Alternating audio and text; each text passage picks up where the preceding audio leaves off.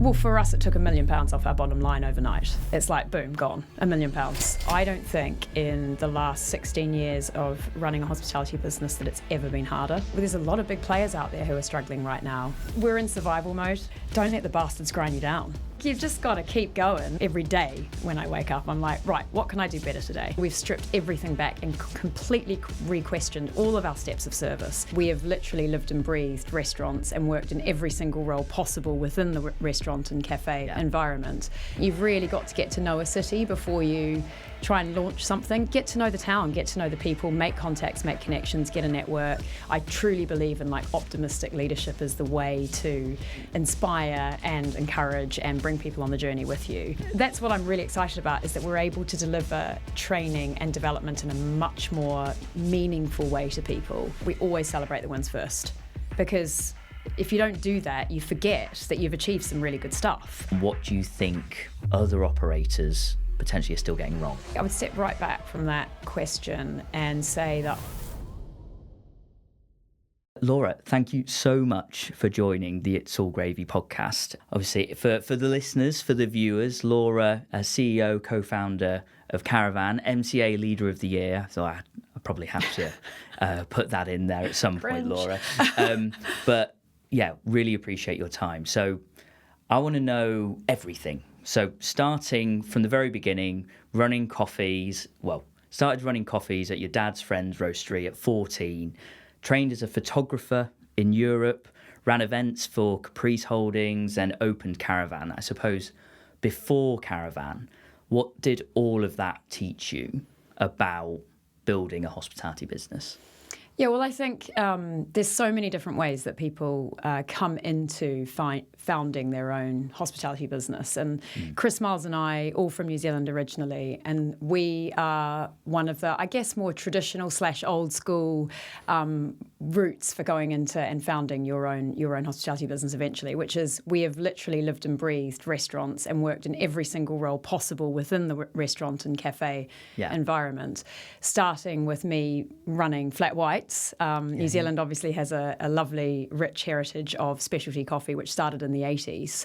And I worked for many years running lovely, delicious coffees in my dad's friend's coffee roastery, and then moved from there while I was studying at university into working in a restaurant and bar, which is where I met Chris and Miles. So that's kind of the first step on the journey to sitting around after work. I was the maitre d', Chris was the head bartender, and Miles was the head chef. And we'd all sit around drinking a shitload of tequila. In fact, I think our restaurant and bar, which was in Wellington, New Zealand, sold more tequila than any other establishment in New Zealand. And I think it was mainly really, I think sold might be a bit of a loose term. I think there was a lot of dipping into the cupboard after work going on. But we used to sit around talking about opening our own place eventually. Was there a moment? Was there some night out or after work hours where you're like, let's do it. Let's make it happen. Yeah, I mean, there was a lot of talk about it. And I think at that point we were thinking very much along the lines of we'd do something in New Zealand. Yeah. But then cut to, what you also mentioned, which was Europe and the United Kingdom. We all found ourselves over in Europe at around the same time. I was determined not to follow the usual path of New Zealanders and Australians that find themselves in London at a walkabout and, just doing the usual suspect thing. So I was very much like, no, I'm going to forge my own path. And I went to the Netherlands instead. And I met a photographer there, and I'd studied photography a bit in New Zealand as well. And I was very keen to follow that passion and ended up working as a photographer for his agency. And actually, as one of his legacy things, when he sold the business to Getty Images for gazillions, he, as part of that, said, because I got on very well with him, he was like, we agreed that I was going to do a caravan trip around Europe. And I had the amazing opportunity, and he made sure it was part of the deal when he sold to Getty Images that I was able to still do this trip that we'd been in the planning for 12 months. And so I got to spend 5 months in a camper van driving around, shooting lifestyle and, amazing food and wine shots and going through vineyards and, all the main cities. And it was just the most amazing, magical way of seeing Europe in a super inspiring way. But also, again, just informed so much of that travel philosophy that we brought into Caravan, you know, all those years later. That was the kind of next, pit stop on the way to then find myself in the United Kingdom. And again, that wasn't part of the program for me. I was very much like, I'm happy to come to London, but I'm certainly not going to, it's not going to be my home. And the first 6 months in London I found really, really rough. Quite overwhelming? Yeah, just, I'd been in Europe. I'd spent a lot of time in Europe. I'd done a lot of travelling by this point. London, probably I think I arrived, I remember exactly when I arrived, and we all arrived at the same time. It was straight after September 11. So, all those years ago. And it was a bit grim because of that, because, the world was shell-shocked, understandably so. But it was also kind of heading into winter. And I just found it very grim. People weren't very friendly. Like friendliness and warmth and all that is kind of my, USP for human interactions. And I was like, no one looks at you on the tube, and, it's just really an unfriendly place. And we were living in really cool converted schoolhouse and in East London. But our walk to the tube was through burnt out cars, and it was just all a little bit like, okay, the city's pretty intense. And then, within 6 months, you sort of fall in love with it. And, 26 years later, I'm still here and absolutely, totally in love with London. I think it's a brilliant place, and, obviously one of the world's greatest cities, really. So, but I think what we did with the journey of Caravan is, when Chris and Miles and I first got here, we realised there was a gap in the market straight away. So this was 2001. It was like, there's no one doing flat whites or specialty coffee like we do it in New Zealand. And then the other thing we noticed is that the dining scene at the time was quite stale in the context of the way that people approached going out and dining. There were, from an all-day dining perspective, French brasseries, but they were quite, tired at that particular time in the London dining scene cycle. So we recognised really quickly there was two sort of quite major gaps that could be filled in and would be a really cool thing to bring to London at some point. But of course, we had literally no money. I think you have to come, to get a working holiday visa, you've got to have £2,000. That's all I had in my bank account. We didn't know anyone. We've got no family or friends, no friends that we went to school with or anything. You've got to make your own, friendship group again. And we didn't know London, and we didn't want to be those kind of people who came in almost sort of arrogantly of we've got this amazing idea and we're just going to open it because everyone's going to love it. I think you've really got to get to know a city before you try and launch something, particularly a city like London, because it's such a highly competitive market, and it's a lot of wonderful people with very rightly held opinions on what's good. So so we decided instead to not launch something straight away, but rather to work in hospitality in London. And research. And just get to know the town, get to know the people, make contacts, make connections, get a network, and also, critically, scrape together some cash. Because we didn't have access to funds or anything. We couldn't sort of do a friends and family whip round or anything like that. We were very much having to, build up a little nest so that we could open something. And I ended up working in events. And I think just from a hospitality perspective and, founding your own business, each of those layers have been crucial. I think what events really, really teaches you is the art of teamwork. You've got, £5 million budget. I worked on some absolutely mega incredible projects, but you've literally got one night to get it right. And if you muck it up, you literally stuff up a £5 million budget. You've got really important people who are coming to the event, and the pressure is on to get that event right. And I've never worked in a more high-pressured work environment. And I was project director, and then I took over the company as managing director when the then owner sold it to Richard Carring. And you really understand that you've got to inspire a team and take a team on a journey in order to deliver a project in a really effective and beautiful way. So I think that's what it taught me, is just the power of taking people on the journey with you and being able to really lead a team of people. And it's interesting because at the heart of everything around an event being successful is the communication with team, right? It comes from yourself all the way to the people that it might be their first shift or that first experience of working an event, with Caprice. So communication is so key there, I can imagine. It's so key, and it was obviously done in a really analog way then, right? It's like you don't have the opportunity, like we'll be talking about hopefully with All Gravy, with an LMS platform or a internal comms solution where you're able to have preloaded those people's understanding and expectations of what the day's going to bring or anything like that. So you're doing things in a really analog way, which is a beautiful thing, by the way, and I think there's no substitute for that. Yeah. But what's fantastic about technology and 2026 is that we're able to then layer on all this other stuff and do it in a super efficient way, that's especially as you grow a business, right? Like we're talking about 500 people now as opposed to 15 when we first founded Caravan and Exmouth Market. Communicating with that larger number of people becomes increasingly more and more difficult. So being able to use technology in a good way is fantastic. It's interesting because hospitality, it's so reactive, right? But it has to be because it is emotional intelligence. It's figuring out if someone asks you a question, you suddenly have to figure out an answer or find out that answer straight away because so much depends on that service. Was there, these £5 million budgets at the events, were there moments where it was kind of like back of the throat moments where you're like, this could be an issue here? Oh my God, like so many. One particularly springs to mind.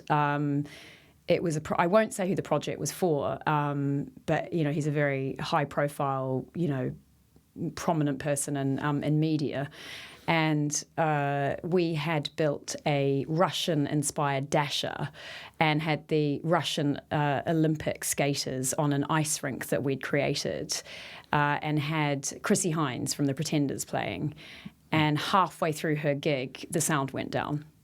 Oh no. And it was just excruciating because we had 800, of all the great and the good there, and the flipping sound goes out on her set.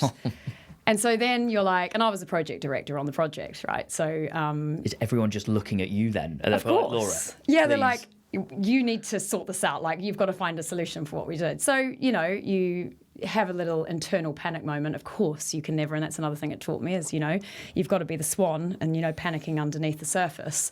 And I decided to just do an ice cream moment. And just brought out, while the sound technicians were trying to fix the problem, we just, brought out loads and loads of ice cream and, little cocktails for everyone, and just created a bit of a moment out of it, which sort of diverted attention away for a little bit. And then, within 10 minutes, we had the sound back up and running. Nice. And of course, Chrissy Hines, an absolute, professional, and was amazing about it as well. So Nice. These things always work themselves out, but, they're really stressful at the time. Yeah, no, makes complete especially sense. when a client is paying that much cash for it as well. Yes. It's like you don't want any stuff ups. Yeah. And so was it 2010, the first Caravan? Why Exmouth Market? I love Exmouth Market, but just wanted to get your opinion on it. Yeah, well, look, we put the business plan together in 2007, and then it took us 2 years to find a site. Okay. And we looked all over London, and I think... Look, I wouldn't necessarily say that it is a slam dunk or the best place to open your first restaurant in London. It's as far away from a tube stop as really you can get. However, what we really liked about it is it just fitted with the type of vibe and what we were trying to do, which was a local neighbourhood restaurant. We loved the market. There was, the food market's still there. There's lots of...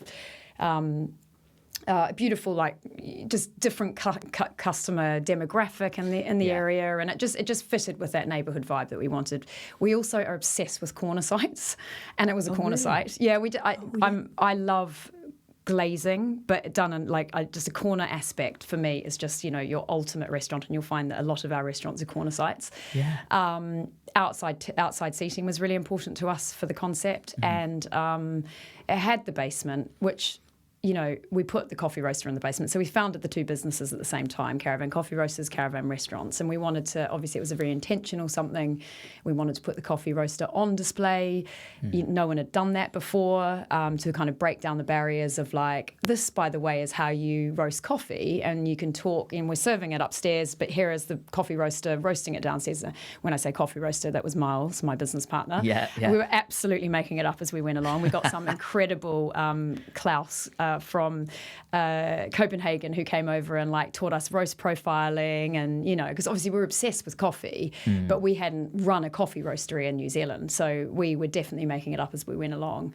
And we just loved the idea of being able to have the coffee roaster on display. Yeah. And it was just the neighbourhood vibe. It just felt like a really good place. But we were super, super, super quiet to start off with for the first couple of weeks, because we just, again, we're absolutely clueless about opening a restaurant. Like, we knew all the like nuts and bolts, but we didn't have a clue about marketing or anything like that. And then luckily, Faye Mashler came in, and I think Marina, the same day. So she was writing for Metro at the time, and then Faye Mashler was writing for the Evening Standard, and luckily they both liked it. Yeah. And so then it was just, we were absolutely heaving thereafter. Wow. But for the first couple of weeks, it was like, oh, is this going to work? Like, no one's coming in. Wow.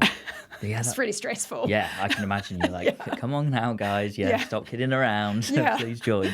That's interesting. I was going to ask, actually, what did you have to figure out then at the beginning to realise that this was something that could actually grow? Well, I think the learning really was from King's Cross, not so much Exmouth Market. Exmouth Market was, it's a beautifully, small, intimate, wonderful space, 50 covers inside, 40 covers out. Chris and Miles were running the show. I felt like we were really, really proud of what we achieved in those first 18 months of opening Exmouth Market, and the service levels, it's warm and welcoming and much more sort of casual, but also like really attention to detail as well. It was the jump to King's Cross that really gave us the awakening and the like, oh, we've got to, get our shit together. It's 3 times the size. We added sourdough pizza to the menu because we wanted to have something that was just like uber accessible and, a really good price point as well. And within literally, a couple of days, we were absolutely heaving because there had been, I think, we misjudged it because it was just like tumbleweed around there, right? Like, it's a 63-acre estate. We were the first to open. The University of the Arts hadn't opened at the time. The square hadn't been finished, so we were like, I think, just lulled into a sense of we've got time to work this out. But the Guardian was just around the corner, and there was so much pent up demand because the site had been closed for 10 years. And then everyone all of a sudden came out of the woodwork, and they were like, oh my God, there's like somewhere to go. There's a place where we can go and eat and drink and whatever. And we were just like rammed from day one and completely unprepared for it.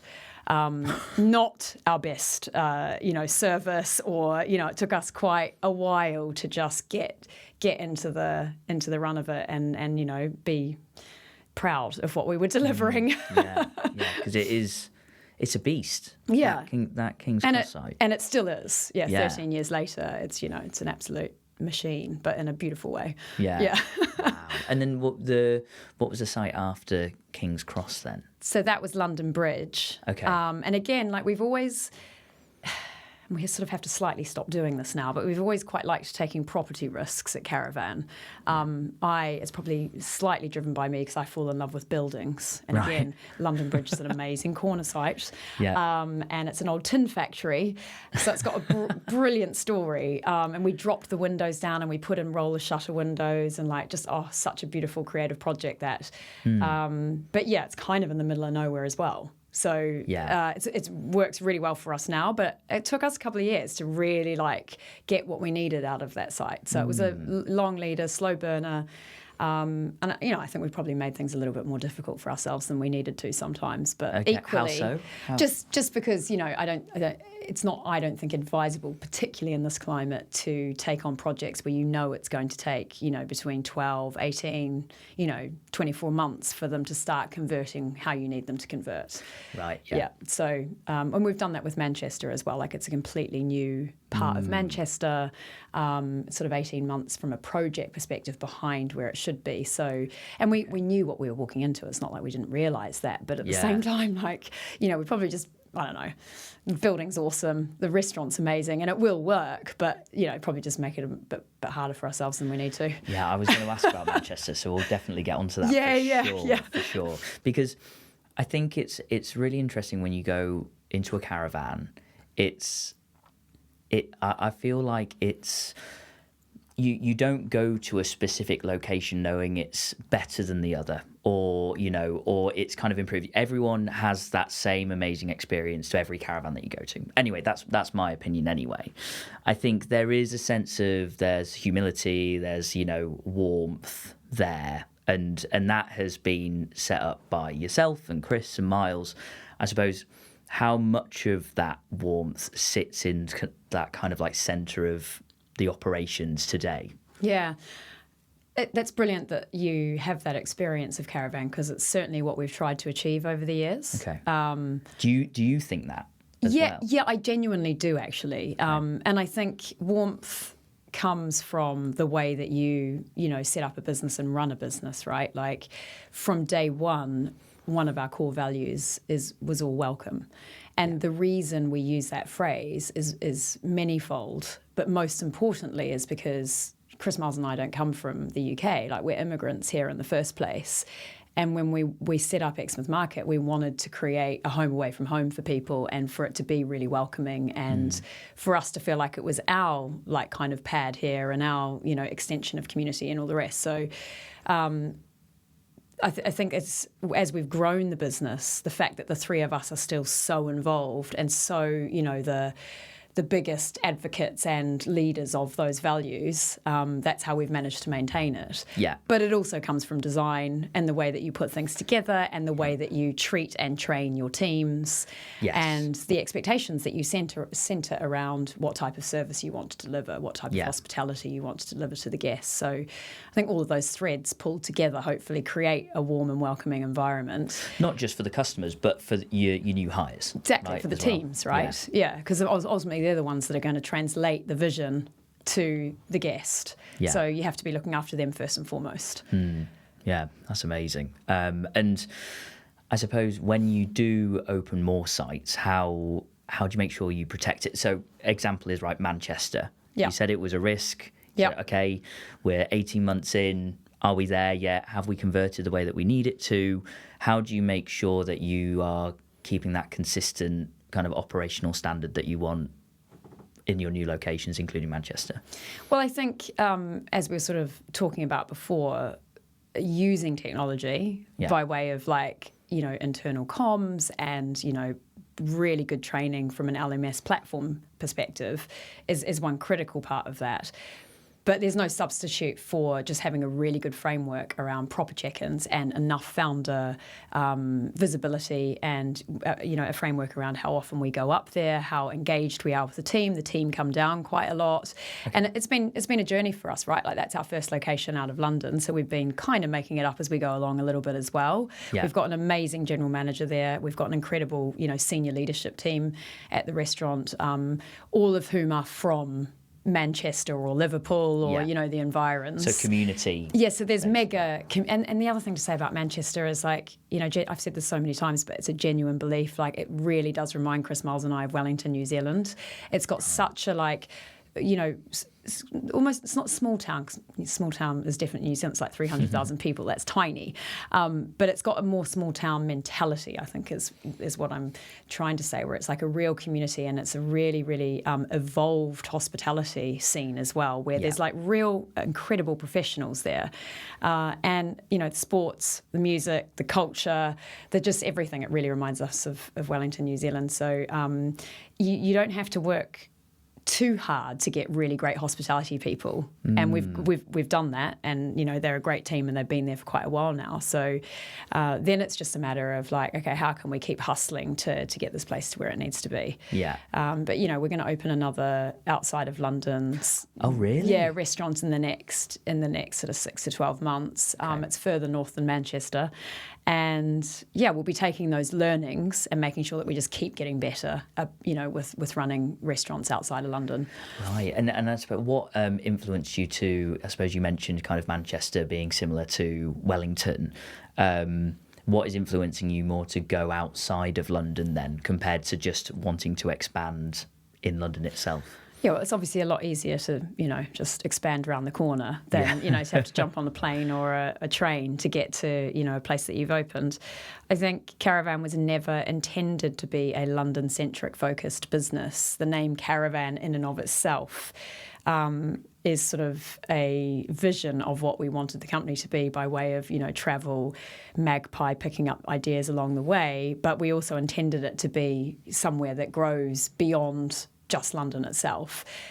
COVID, whatever, lots of things have got in the way. And, the fact that we only opened our first outside of London 18 months ago is just because of, external factors more than anything, because the aspiration has been there for a long time. Yeah. And I'm just excited to get stuck into some other cities. Yeah. So many cool places in the UK. We always talk about Europe as well. So, yeah, it's just more a sort of...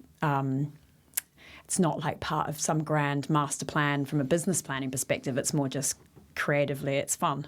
Yeah, nice. And if you can have fun, then the success comes with it. Exactly. Across the board. So, and you're a big fan of internal promotions, right? Yes. Developing the team. Could you tell me a little bit more about how that works across the sites? Yeah, well, 3 years ago, we went on a journey to kind of really up our game from how we're approaching people in the business. And what I say by up our game, we've always been good at culture and really looking after people, but we just wanted to professionalise it and be a little bit, one, better at the basics, and two, really start setting ourselves some goals and parameters around what's meaningful to us in the business. And we brought on board a fantastic HR director, people and culture director, Fernanda, and she's been with the business 3 years now, and she's absolutely incredible. And alongside her, we have built out a framework of what really matters to us as a business. And one of those is internal promotions. I think the brilliant thing about hospitality, and everybody's talking about it a lot at the moment because there's so many job losses coming out of the hospitality sector, is that we are, in a way, the nation's postgraduate scheme. And I love the fact that as a business, as a hospitality business, you can take someone who is 17, 18 years old and grow them into so many different areas of hospitality and what a hospitality business can do for that person. And I think particularly necessary now, obviously, as we're all a little more tech focused, a little bit more on our screens. I get really excited by an 18-year-old starting, and they're so used to communicating. They don't pick up their phone to their friends. It's all digital. It's all WhatsApp or Snapchat or whatever. And you have to kind of strip that back a bit and sort of teach people how to look at customers in the eyes and, genuine warmth and welcome and EQ and all that really good stuff that is the foundation of hospitality. But I love seeing people go on the journey with us. And the internal promotions is something that we massively celebrate. We make a big deal on our internal comms platform. And we've set ourselves a target of 80% internal promotions, 20% external hires. At the moment, we're sitting at 68% for this year. It's because we've intentionally brought in some new talent. Last year, we hit our target. But I think the target's the most important thing, right? You've got to set yourself a gold standard. And that's certainly something that we'll just, keep doing. But it's really important to us. And I love watching the teams grow, and they just get so amped by their other teammates' promotions and what have you. I do think the hospitality industry is one of, if the only industry, where you can be entry level to a managing director in 10 years. Exactly. But right now, I think there's only certain operators that can show that, because at the point of when you do start your first day, you know exactly what that path looks like as an employee, or what that career looks like for Caravan as well. You mentioned your targets around 80% internal promotion. What other kind of people-related kind of metrics and targets do you look at Caravan that helps you drive and to be more successful? Yeah, so obviously all the usual suspects like compliance and training, but for us really what we're focused on at the moment is leadership development, and that's leadership through multiple layers of the business. So not just the senior leaders within central support or even senior leaders at restaurant level, but really trying to grow that cohort of your senior waiter to head waiter all the way through up to general manager. So that's sort of the main thing we're really focused on, is getting everybody on a really good, personal development plan and a leadership program if they want to, because obviously, not everyone wants to progress. And I think that's also a bit of a something that I think we wrongly assume is that, you know, everybody wants to go on a leadership program or everyone wants to be the next GM, because actually there are a whole bunch of superstars that sit in your business that just are really, really happy where they are. And then it's a challenge of like looking at how you can keep them inspired and motivated and what you can do for those section of people. Okay. But yeah, they're the main things we're looking at. And also we track a lot of diversity metrics as well, because that's one of our core things that we're really focused on and that we really care about in the business. So, you know, we're just always tracking, you know, where we're standing with, you know, and also with our recruitment and hiring policies, as well as, you know, making sure that we're always adjusting for any type of unconscious bias with recruitment and the way that we promote people through the business as well. Yeah, that's interesting how people, that there are employees or Caravan colleagues that are very much happy with what they're doing right now, and they're like, no, I'm really enjoying my work, and that's okay, guys. Look, you don't have to worry about me. And exactly. That's a really interesting point, because that's where it's nice to be able to see that people are enhancing, well, like the fact that their role in hospitality, it feels like a career for them, instead of having to always push for that next challenge, right? That next level, and that's nice. Yeah, exactly. I mean, it's a bit cheesy, but at Caravan we call them the rock stars and the rising stars. Oh, nice. And, you know, it sounds a bit cheesy, but, you know, that's it's nice to be able to call, you know, because it's like, I love the cohort that are rock stars. It's just like, I'm super happy where I am. I'm delivering massively. I'm a total A player, but I don't need these, you know, I don't need to be the next GM. So love those people as well. Yeah, it sounds like the team feel genuinely like connected to each other and to the brand itself, which is really nice, I suppose. Have you seen a direct line between that internal culture and how the guests experience what Caravan is? I mean, I think they're just completely intertwined. Right. You know, and I wouldn't say over the years that we have always been the absolute best at delivering like a super, super consistent and, you know, it's like incredible service at every service. I think because we've approached it in kind of like a relaxed Kiwi way, you know, we want it to be like really warm and welcoming. I think at times, and you know, you go through peaks and troughs with this over the years, you know, we've probably, I don't know, but maybe been a little bit too relaxed sometimes, and you know, but I think where we have really nailed it as a business is just that sense of, and you know, we've got within our new L&D framework, it's called Just Brew It, and the B is be yourself. And I think that's where we've really excelled. And I think we probably like, you know, got away with a bit because people are just so lovely. They're genuinely so lovely. And they are an extension of Caravan in the way that we do things. So we're just winning on so many fronts from a culture and people perspective. But we're hoping, obviously, with some of the new frameworking and L&D and the Just Brew It thing that we're doing and All Gravy, that we're going to really like just dial that up a little bit more and professionalise it even more going forward. I love Just Brew It. That's pretty cool. Was there anything in that framework that you actually had to take a step back and say, actually, no, this doesn't sit with our foundation of what we're trying to achieve here? Yeah, I mean, I think where we've got to, because we did a management buyback in last year, 12 months ago, and what that did was, and we had a great relationship with, you know, our previous private equity partners. It was time, you know, it was a good move for everyone, you know, right direction for both businesses. But what it did was it really crystallised with Chris and Miles. It's like, right, like it's just literally back to the three of us now. Like this is just us. And it's not like it hadn't been before. It's just it kind of like really focuses the mind in. And we've, in a way, decided to strip everything back to its basics and just as the framework that we're working on is, if we were to open a restaurant, our first restaurant tomorrow, what would we want everything to look like? And just we've kind of almost gone back to 2010, Exmouth Market, how we used to do things when we just had one restaurant and Chris and Miles were working on the floor. Miles was in the kitchen, Chris was on the floor. How would we want to translate some of that essence back into what we do, you know, 15 years later with 9 restaurants, 2 brew bars and a coffee roastery. So the Just Brew It framework is an extension of that. And in a way, we've stripped everything back and completely re-questioned all of our steps of service, all of the basics, but then also how we layer on what it means for Caravan with hospitality and how we really go the extra mile for our guests and what hospitality is for us.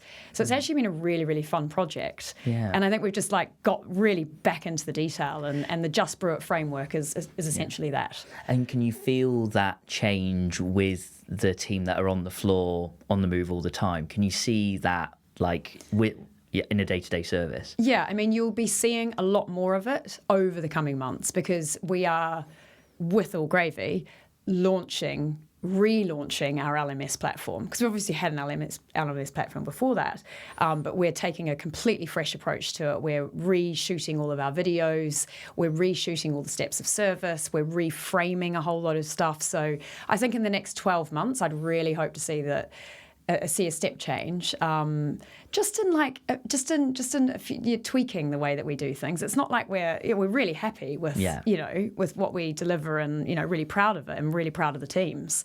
But it's just a really fun opportunity to kind of just reframe a few things, and so I think it'll be in the coming months. But all the team have known for the last 12 months we've been working on it. We've been doing little basic stuff and lots of more leadership training, and particularly on things like EQ and how you read people, and just a bit more elevated leadership courses. So it's definitely happening. It's just there's I think the exciting time is to come. Yeah, that's amazing. And there must be a serious buzz as well across the Caravan community, not just employees but customers as well, right? That management buyout has probably people have probably seen that and thought, oh, okay, well, what is the next step for Caravan, which is also a super, super exciting time. So I can imagine that's great. In terms of the way that you're connecting and developing your team, so obviously you're bringing in All Gravy, which is absolutely fantastic. What are you, I suppose we've answered this already, but what are you looking to change around the development of your people with the expansion plans, with the internal promotions? What is next? I mean, I think critically for us, it's about making sure that we take people on this really awesome journey from day one. And using the All Gravy LMS platform to do that. We know in this current market with the current, team members that we're looking at, that people learn in a really different way from, perhaps previous generations. And that to me is the most exciting thing about it, is we're able to really dial into the more kind of, and as we know, hospitality is full of the weird and the wonderful in a way. Yeah. And that's what I absolutely love about it. I'm dyslexic, I'm a little bit ADHD, there's a lot of that vibe going on in hospitality humans. And I love the fact that, there's a home for the people who are not strictly academic or, so that's what I'm really excited about, is that we're able to deliver training and development in a much more meaningful way to people.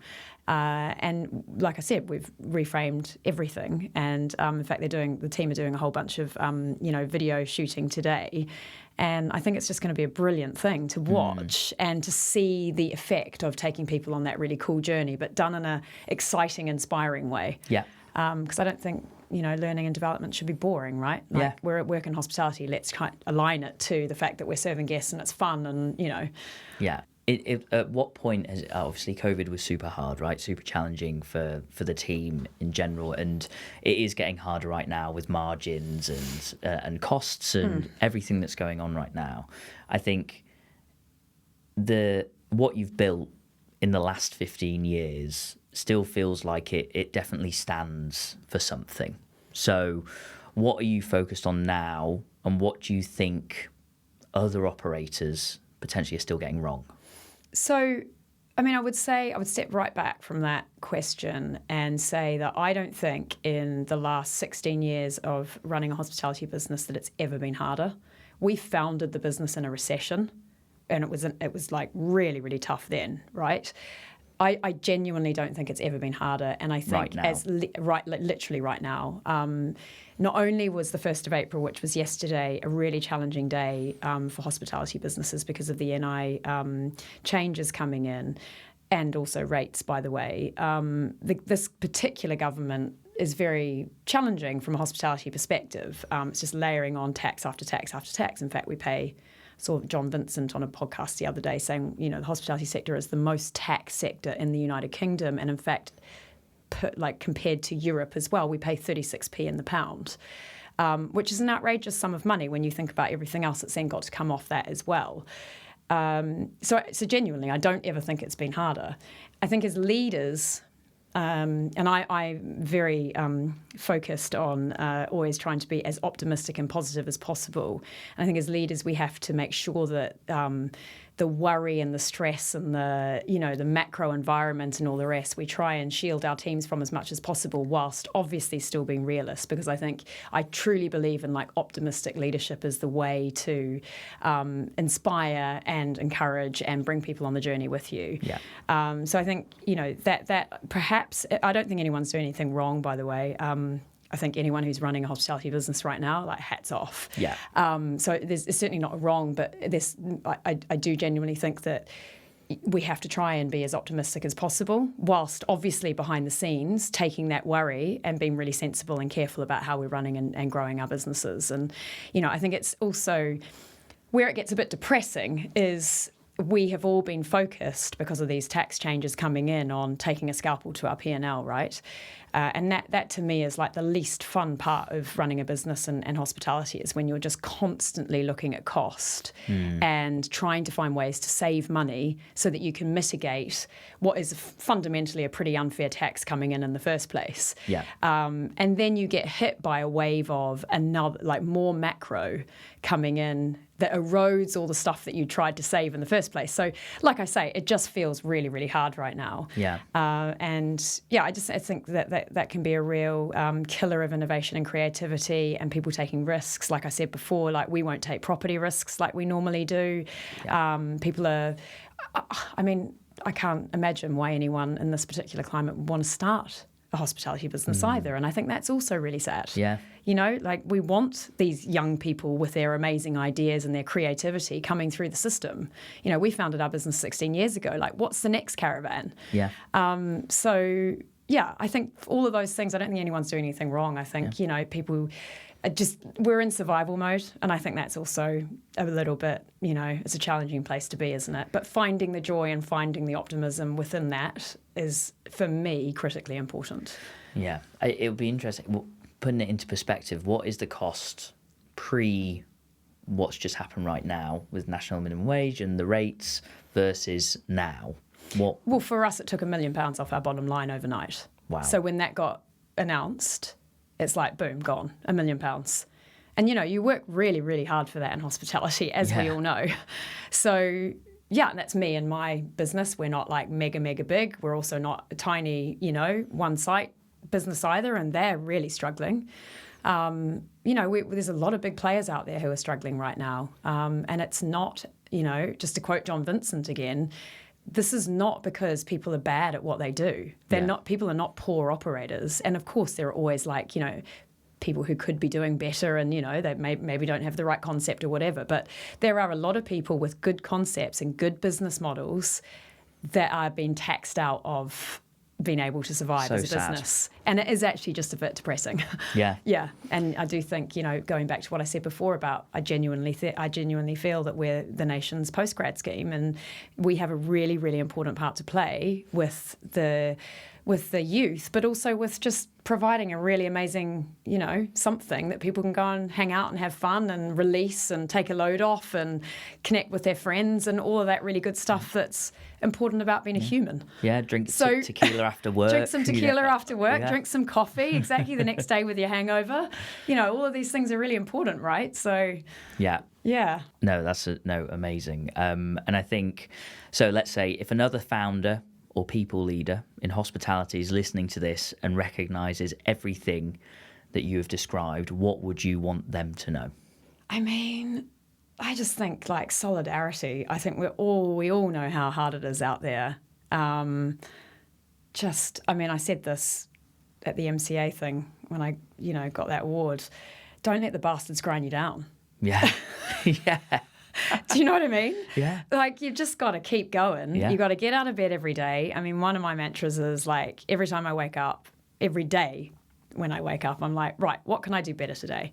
And I'm a big, proponent of the Kaizen approach, which is even if it's just 1% every day, that's absolutely fine. And I feel like we're kind of probably in 1% mode at the moment because, we've all just got to try and, keep on keeping on and trying to make our businesses better. Try and stay as positive as possible, I suppose. Not easy. It's not easy. Yeah. And I suppose that kind of links quite nicely into the fact that, when you are communicating with your team, it is about celebrating the wins. It is about community together, right? Absolutely. I mean, celebrating the wins. So we start every meeting when we're doing a strategy session or, dialing into a project. Where are we at with the project? We always celebrate the wins first, because if you don't do that, you forget that you've achieved some really good stuff. Like the project might be, behind where you want it to be, but you might have already got some really amazing wins. So, it's really important to celebrate those. Completely agree with that. Yeah. I suppose last thing, because we just ask everyone to do it, just why All Gravy, what you're excited about the most, and we'll finish with that, really. Yeah, brilliant. Well, I'm really excited about using All Gravy. We've been looking around for quite some time for an integrated, internal comms platform, but also somewhere we can take our LMS to the next level. I think I've said before, but the most exciting thing for me is the LMS side of the All Gravy platform. It feels really intuitive. You're able to just, update things really easily. The one source of truth thing for me is like super important. I want, people to be able to like search for whatever they need, make their lives, all of our team's lives as easy as possible. And literally it's just kind of a one-stop shop for that. And I'd also just add that the team at All Gravy have been phenomenal with the onboarding and the communication. And, we're just really, really enjoying working with the team at All Gravy alongside hopefully what's going to be like an absolute game changer for us from an L&D and like supercharging the team and taking everyone on the journey and all that good stuff. Amazing. Well, Laura, thank you so much for being on the It's All Gravy podcast. And it's been a pleasure. So thank you. Absolute pleasure to be here. Thank you so much.